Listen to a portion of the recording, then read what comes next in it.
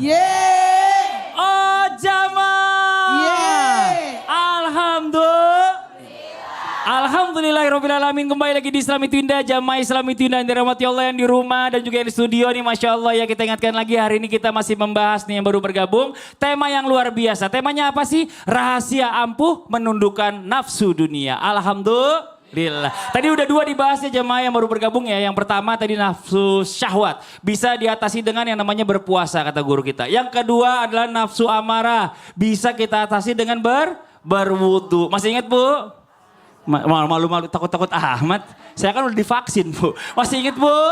Masih gitu dong, yakin. Nah saya punya video nih buat tayangan jamaah yang di rumah dan juga jamaah studio. Ada orang pulang haji, jamaah Indonesia. Tapi udah gak tahan nih untuk memberikan apa ya, pamer-pamerannya itu loh.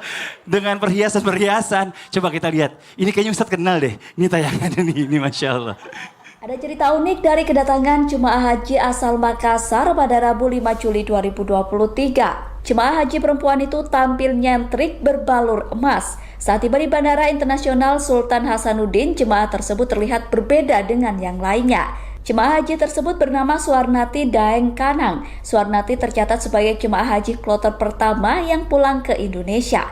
Saat tiba di bandara, Suwarnati mengenakan busana khas Bugis baju bodo berwarna hijau gelap. Ia juga mengenakan cincin dan kalung emas yang dibeli dari Mekah. Suwarnati membawa 80 gram emas saat berangkat dan membeli 100 gram emas saat tiba di Tanah Suci. Wow, kenal nggak Ustadz? Kenal. Masya Allah. Ibu yang nutupin emasnya itu nggak seberapa. Nah sekarang kita lanjut jamaah. Ini Masya Allah ya, ada aja yang namanya nafsu sama yang namanya kemewahan. Banyak orang yang berlomba-lomba nih untuk mendapatkan yang namanya kemewahan. Tapi ada nggak sih mungkin tips atau rahasia atau amalan rahasia yang bisa menahan haus akan kemewahan? Kita minta penjelasan dari guru kita yang terhormat Habib Muhammad Syahal. Foto Bib, silakan Bib. Oh, Masya Allah. Aduh. Ya ada juga dia. Allah Subhanahu wa taala mengatakan washkuru ni'matallah in kuntum iyyahu ta'budun. Di antara amalan-amalan ini adalah bersyukur dan merasa cukup. Boleh jujur, kita ini kurang sekali bersyukur. Makanya nggak ada sebenarnya manusia itu yang pandai bersyukur itu tidak ada kecuali baginda Nabi besar Muhammad. Orang ibu, bu, orang kalau 4 bulanan bikin syukuran. Kemudian mau nikah bikin syukuran. Suaminya nikah lagi. Syukurin. Makanya Allah Subhanahu wa taala mengatakan itu aset banget. Makanya dibilang syukur. Syukur itu tasyakur, tafaul, artinya belajar bersyukur. Jadi belum ada orang yang pandai bersyukur. Kita ini mau bikin syukuran itu apa maksudnya? Terus belajar untuk berterima kasih kepada Allah Subhanahu. Sampai Allah perintahkan washkuru ni'matallah in kuntum iyyahu ta'budun. Bersyukurlah, lihat perintah Allah. Bersyukurlah kepada apa yang semua nikmat yang diberikan oleh Allah Subhanahu wa taala in kuntum iyyahu ta'budun. Jika memang kau jadikan Tuhan ini Allah kita. Allah ini Tuhan kita, tempat kita meminta, tempat kita menyembah, tempat kita bersujud. Kalau kita yakin itu semua, washkuru, bersyukurlah atas segala nikmat yang diberikan oleh Allah Subhanahu wa taala. Bahkan Ibn Hazm alaihi rahmatullah, beliau mengatakan kullu nikmatin, ingat nih yang pamer-pamer, wa ma bikum min nikmatin fa minallah. Ingat, pamer itu bukan duit kita, itu bukan emas kita. Semua nikmat yang diberikan itu dari siapa? Fa minallah. Betul Ibu? Awas jatuh Bu, goyang jatuh nanti. Ya. Wa ma bikum min nikmatin fa minallah. Artinya semua yang diberikan ini adalah dari Allah Subhanahu wa taala. Maka kalau tidak kita iringi dengan rasa syukur, wah naudzubillah min dalik, apalagi kita iringi dengan rasa sombong, angku, pamer-pamer, maka Ibn Hazm alaihi rahmatullah beliau mengatakan kullu ni'matin la tugarribu minallah fahyal baliyah. Setiap nikmat nih, Setiap nikmat yang diberikan oleh Allah Subhanahu wa taala, anak itu nikmat, rezeki itu nikmat, uang itu nikmat, suami itu nikmat, dunia yang diberikan oleh Allah adalah nikmat, dan nikmat itu semua titipan dari Allah Subhanahu wa taala. Tugas kita apa? Belajar Makanya setiap nikmat, kullu nikmatin la tughribu minallah, setiap nikmat yang diberikan oleh Allah Subhanahu wa taala, nikmat tersebut tidak kita jadikan jembatan. Nikmat tersebut pemirsa, kita tidak jadikan wasilah, perantara agar kita pandai bersyukur kepada Allah Subhanahu wa taala. Hati-hati. Wah, kayak Ustaz Maulana nih. Ngagetin ya. Hati-hati, kenapa? Bisa nikmah. Kenapa? Bisa dibalik nikmat tersebut oleh Allah Subhanahu wa taala, dibalik menjadi bala dari Allah Subhanahu wa taala. Jadi kita ini jadi juga harus merasa cukup. Siapa kata Nabi? Siapa sih orang yang paling kaya? Siapa? Bukan orang yang punya emas berkilo-kilo. Oh, Masya Allah. Orang yang paling kaya adalah orang yang merasa cukup apapun yang diberikan oleh Allah Subhanahu wa Masya taala. Allah. Tapi tadi Habib bilang gini, kalau pergi haji syukuran, nempatin rumah baru syukuran. Ya. Kalau suami nikah lagi katanya tahlilan, katanya pergi bilang. Waduh, didoain lakinya. Makasih banyak tepuk tangan buat guru kita Habib Muhammad Syahab. Masya Allah, jazakallah khairan kasiran ilmunya. Jamaah. Yeay. Kita lanjut lagi nih, buat yang di rumah ini Masya Allah luar biasa. Kadang-kadang orang ini susah yang namanya menahan perbuatan maksiat atau nafsu maksiat. Maksiat ini macam-macam ya. Maksiat ada orang yang berzina, ada orang yang minum khamr, ada yang macam-macam lah pokoknya. Nah sekarang kita pengen tahu ada gak sih amalan rahasia untuk kita ini bisa menahan yang namanya maksiat. Kita minta dari guru kita penjelasannya Ustadz Muhammad Haji Muhammad Nur Maulana. Kurang satu ya, harus ada 4. Ya Masya Allah silakan. Ya, Sombong, baru 3. sombong. Jamaah. Kalau berbicara tentang bagaimana menghindari maksiat, maka jangan buka peluangnya. Salah satu yang membuat peluang maksiat itu datang karena terlalu banyak tidur. Tidak banyak aktivitas. Harusnya bangun. Tahajud. Bangun. Ibadah. Bangun bau. Pergi ke majelis. Ibu ini rajin pengajian ini. Saya tahu di sini ada ustazah. Barisan lantai 2 dari sini. Saya tahu ustazah yang ngajakin pengajian beliau sampai ke sini. Jauh banget pengajiannya ibu. Bagus, tepuk tangan dulu dong. Ketahuilah dengan kita melaksanakan qiyamul lail, bangun salat malam, maka yakin maksiat tidak bisa datang. Kenapa? Karena ketika kita menyibukkan diri kita mengingat Allah, yakin setan itu kebayang gak gini? Bangun tidur. Bukan begitu maksud saya, Bu. Ketika orang tidur diikat oleh setan dengan 3 ikatan. Maka ketika dia bangun, maka terbukalah 1 ikatan. Sisa berapa? 2. Dan ketika dia pergi berwudu, maka terbukalah 1 ikatan. 3. Sisa berapa? 2, 3, 1. Sisa berapa? 1. Ulang. Ya Allah. Kalau orang tidur diikat dengan 3 ikatan.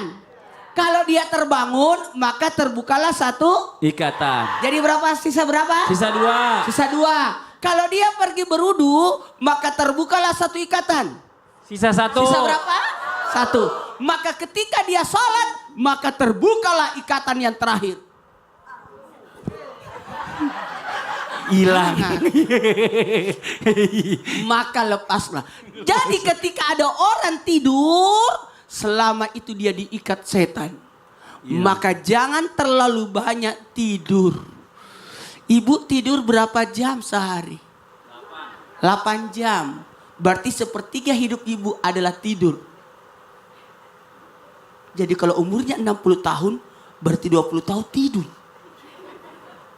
Kan 24 jam dibagi 3, 8. Kita ibadahnya 8 jam untuk Allah. 8 jam buat diri, dan 8 jam buat sesama.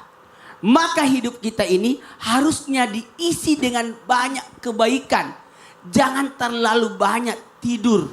Nih, siapa yang tidur pagi maka menjadi miskin. Menolak kekayaan ketika orang tidur. Makanya setelah salat subuh jangan tidur. Nyalakan TV, nonton Islam itu indah. Mana tepuk tangannya ini? Kalau perlu datang ke sini. Masya Allah, daftar. Daftar. Buka Instagram Islam itu indah, Iya. klik linknya. Ada di Majelis situ. Taklim bisa ikut, sekolah bisa ikut datang ke sini. Dan aku punya nomor teleponnya. Masya Allah, kasih tahu ya nanti ya. Nanti. Hafal nggak? Enggak juga sih. Enggak, ya udah nanti aja. Kasihan juga kalau aku umumin di sini. Yang dikasih nomor tuh setengah tiap hari bunyi itu. Makasih banyak Ustadz Maulana, tepuk tangan buat Ustadz Maulana. Ini Masya Allah luar biasa. Jamaah. Ngantuk Bu? Enggak, tapi lemes. Gimana sih Ibu? Nih sekarang kita lanjut ya. Nih ibu-ibu yang ada di sini nih mewakili jamaah yang ada di rumah. Kita kasih kesempatan untuk bertanya langsung sama guru-guru kita. Kalau gitu kita masuk ke segmen Tanya Dong Ustadz. Kami semua tanya dong Ustadz. Oke langsung aja kita kesempatan yang mau bertanya silakan angkat tangannya ayo. Mana ini? Oh yang ini dulu yang di atas. Nomor 2 silakan Ibu. Assalamualaikum warahmatullahi wabarakatuh. Waalaikumsalam warahmatullahi wabarakatuh. Nama saya Dian. Sebentar Bu, saya udah nebak nama Ibu Dian. Udah. Itu tulisannya ada di lehernya. Dari ini gantungannya Dian ya. Nama saya Dian dari Majelis Taklim Nurus Syifa Harapan Mulia Kemayoran. Kemayoran, tepuk tangan dari Kemayoran. Masya Allah, silakan Ibu. Saya mau bertanya sama Habib. Ya. Bib, Bib apa Beb nih tadi? Saya dengarnya kok Beb ya? Bib ya? Bib. Bib ya. Nabi Muhammad itu kan, kita kan bukan Nabi. Ya. Yang bisa menahan hawa nafsu. Nah, menurut Habib gimana? Kalau yang orang tidak bisa menahan hawa nafsu itu ketempelan jin. Wah ketempelan jin. Ini jin Ya. apa plester Bu sebenarnya Bu? Ini orangnya.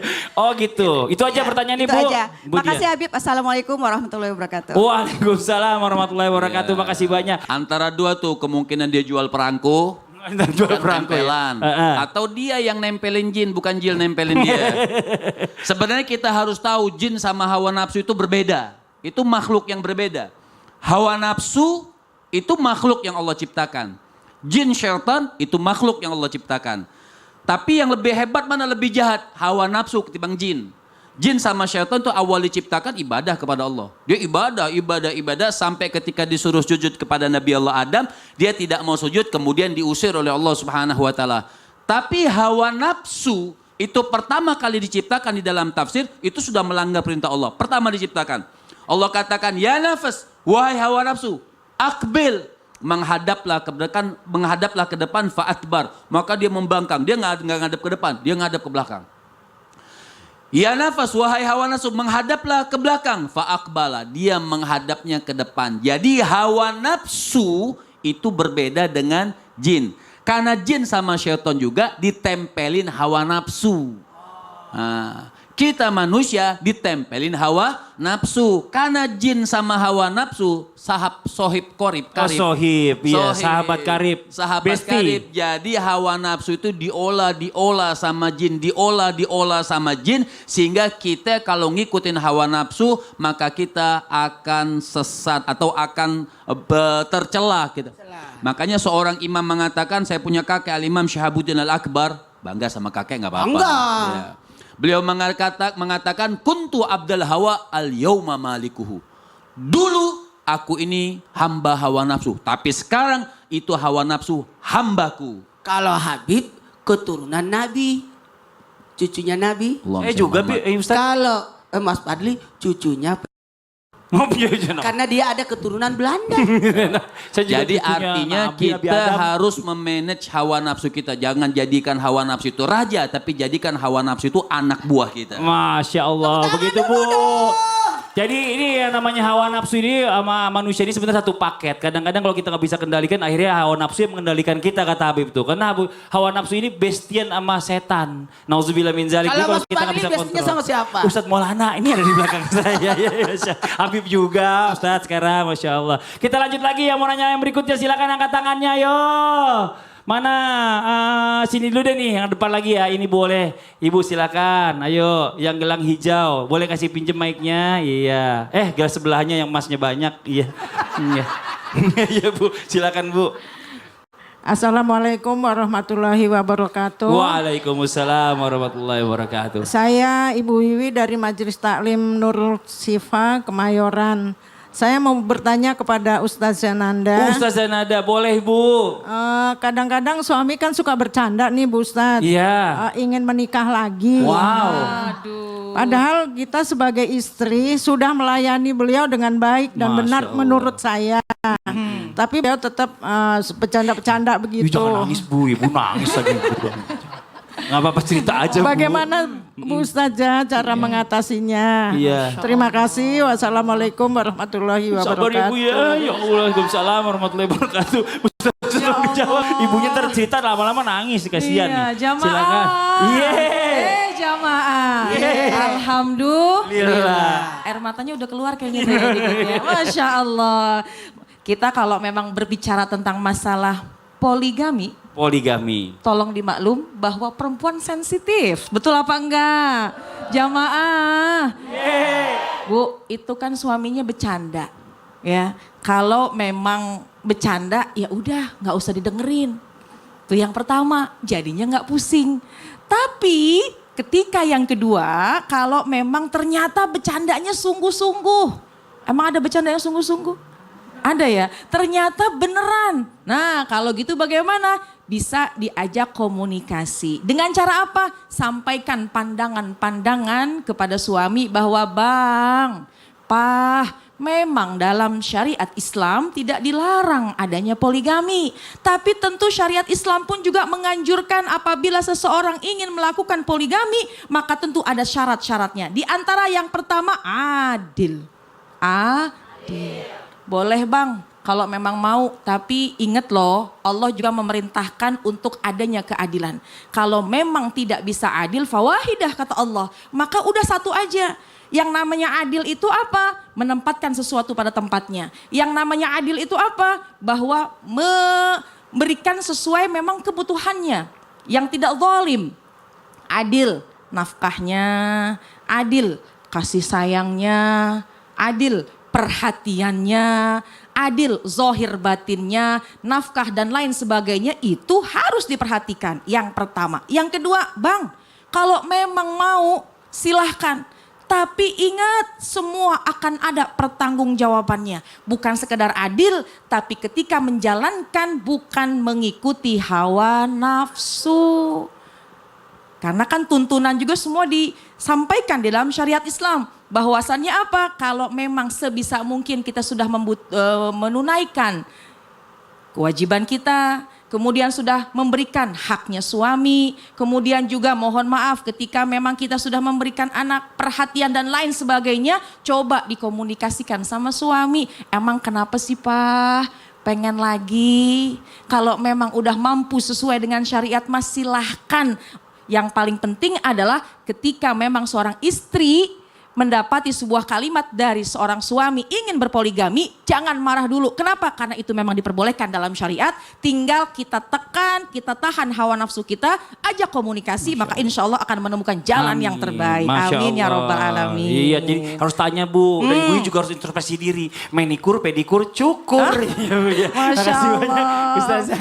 Makasih banyak atas penjelasannya. Giran pulang suaminya Ibu pakai daster bolong. Jangan ya Bu ya, ini Masya Allah. Jamaah. Saya mau nanya sama Habib. Bib izin Bib. Boleh gak Bib? Mik itu dia. Kedudukan.